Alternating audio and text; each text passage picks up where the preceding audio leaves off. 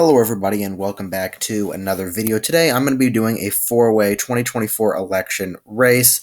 I'm going to be including vice presidential nominees for each of the candidates, but I'm just not going to mention them in the title. So this is going to be the ticket. It's going to be a DeSantis Youngkin ticket versus a Kamala Harris Pete Buttigieg ticket versus a Marjorie Taylor Greene Lauren Boebert ticket versus a AOC and Rashida Tlaib ticket. So what you have is the DeSantis Youngkin wing of the party. That's kind of that moderate to the right wing. You have Harris Buttigieg, which is another combination of moderate and left wing. Marjorie Taylor Greene and Boebert, who are definitely pretty far to the right, and then AOC and Tlaib, who are pretty far to the left. But in general, the four-way race is a DeSantis versus Harris versus Marjorie Taylor Greene versus AOC election prediction. Before I begin, please make sure to go ahead and consider subscribing to the YouTube channel. We are now 19 subscribers away from 550, and I'm very excited to get there. And as we head into the midterms, I'm excited to continue to make videos. Anyway, let's start off with our safe states. So what I'm going to do is I'm going to show the third party. So the third party is going to consist of Marjorie Taylor Greene. The toss-up category, which you can see is checked off now, is going to consist of AOC, and of course, the Republican category will be DeSantis, and Democrat candidate category will be Kamala Harris and Pete Buttigieg. So, I think that Kamala Harris and Pete Buttigieg more represent the establishment of the Democrat Party. I think they have a better chance at winning those establishment states. So, I'm going to give the state of Hawaii to Harris and Buttigieg. I'm also going to give the state of Oregon to Harris and Buttigieg, as well as Illinois as safe margins.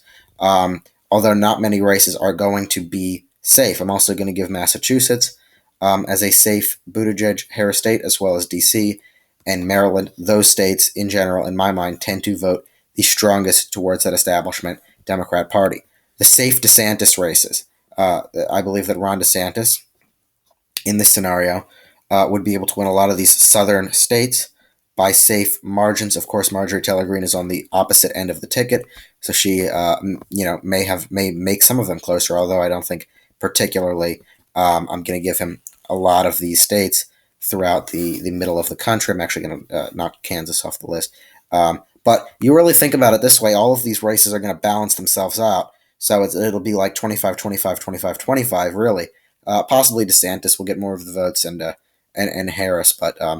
And of course, the other minor party people, not party, I guess, but they will get somewhat less of the vote. But most of the states will still be safe DeSantis. So this is going to be the safe DeSantis states. So 93 safe DeSantis states, 55 safe Harris Buttigieg races. There's going to be, all right, actually, I'm going to move on to the next one, and then I'm going to characterize some of the Marjorie Taylor Greene states. So, yes, so likely Harris Buttigieg races. This will be New York. This will be Rhode Island, and this will be Delaware. This will be Maine's 1st congressional district. Likely DeSantis races. This will be the entire state of Nebraska. This will be Kansas, Montana, Iowa, Ohio, Florida, North Carolina, South Carolina. All are going to be likely DeSantis races. AOC, although I can't, it's not exactly shown, but she and Rashida Tlaib would be able to win the state of California. They'd be able to win the state of Washington and Vermont, is what I'm calling officially at the moment. Lean Buttigieg-Harris races. This will be Virginia. This will be New Jersey, Connecticut. This will be, in my mind, the state of Colorado. That state is obviously trending to the left, and I do think it's more of that establishment Democrat state. But that's going to be it for the lean Democrat states, or lean Harris states.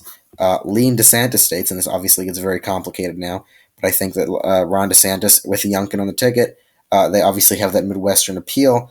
I still think DeSantis would be able, and that ticket will be able to win Wisconsin by a lean margin. They'd also be able to win Utah and Alaska by lean margins, getting themselves to 205 electoral votes. In addition to that, I'm going to give them the state of Arizona by a lean margin. I'll give Marjorie Taylor Greene the state of Georgia overall.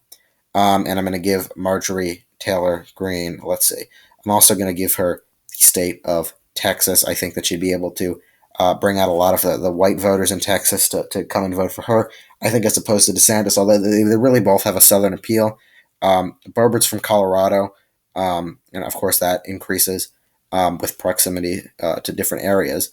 And I just think that they'd be able to slightly edge out that DeSantis Youngkin ticket. AOC, I said, would also be able to win the state of Vermont. I think that Harris Buttigieg would be able to tilt New Hampshire. I forgot that DeSantis, I think he'd be able to win me in second, but tilt New Hampshire, Maine at large. I think the Buttigieg ticket would be able to tilt Michigan. DeSantis would be able to tilt Pennsylvania. The Buttigieg ticket will also be able to tilt Michigan. I think the DeSantis ticket will be able to tilt New Mexico with AOC splitting that Hispanic vote, her and Harris. I think that DeSantis would be able to also tilt Nevada. And that's going to be it for this four-way election prediction. I know it's a crazy election prediction, but let's just use all one color so you guys can truly see what each of the different candidates got. I'm just going to include the presidential names because I think including the VP names makes it a lot more complicated, and I'm not trying to get you guys crazy on here. But here, let's just fill in the states so it's not as hard to look at. Here you go. So AOC gets 69 electoral votes. Marjorie Taylor Greene, 56 electoral votes. Ron DeSantis ends up officially kind of winning this election with 247 electoral votes. And Kamala Harris and Pete Buttigieg fall behind at 166 electoral votes. But that's all that I have for you guys today. Thank you for watching this video. Make sure to subscribe to the YouTube channel, like the video below, and comment your thoughts on this election prediction. Thank you for watching, and have a great day.